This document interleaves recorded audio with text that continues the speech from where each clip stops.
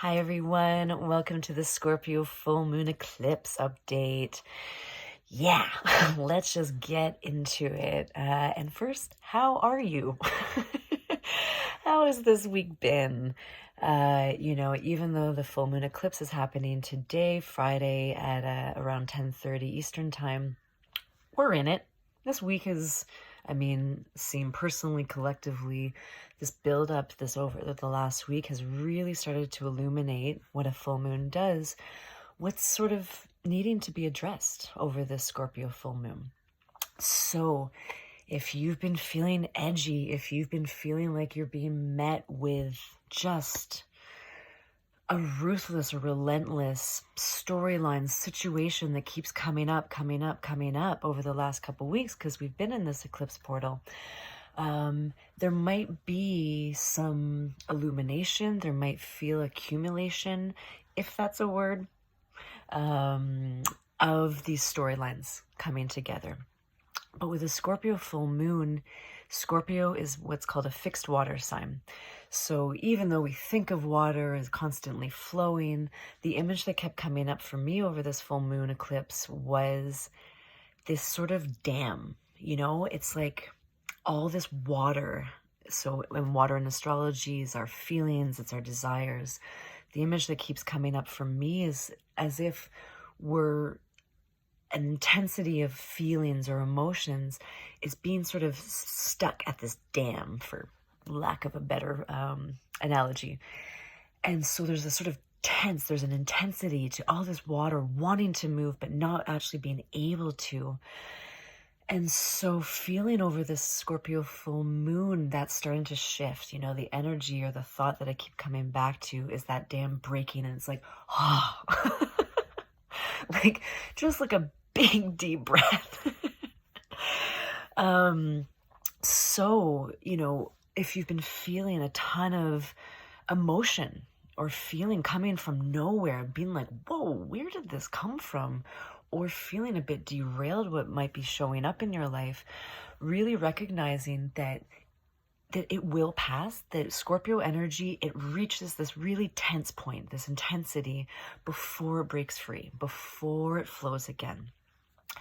Not to mention, as if a full moon eclipse isn't enough, we have Uranus right beside this full moon.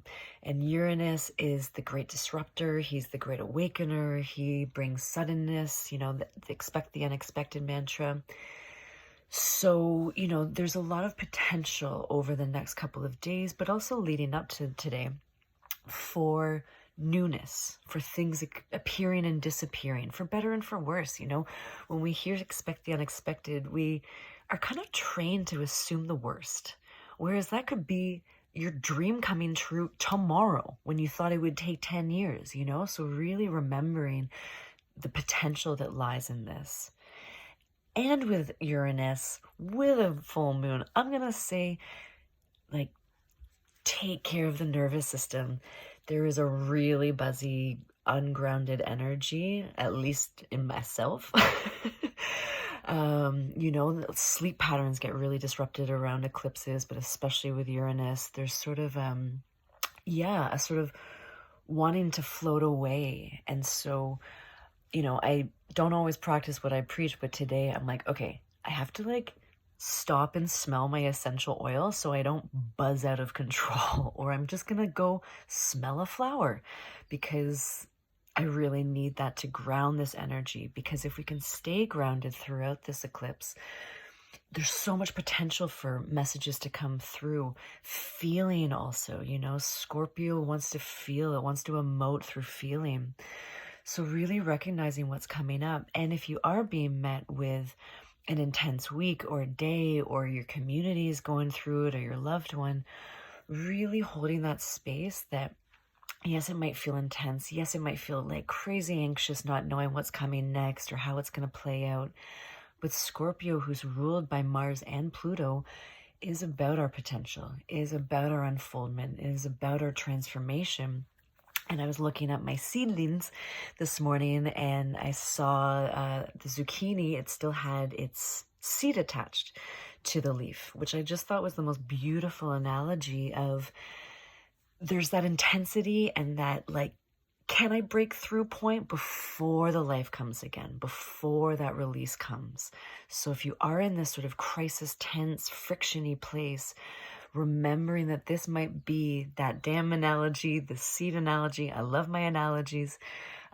Before that release. So stay the course, really ground, try and rest, drink lots of water. You know, there's so much going on energetically that we can't logically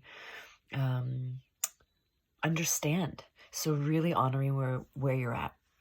So happy full moon, many, many blessings, and have a whatever it ends up being, eclipse.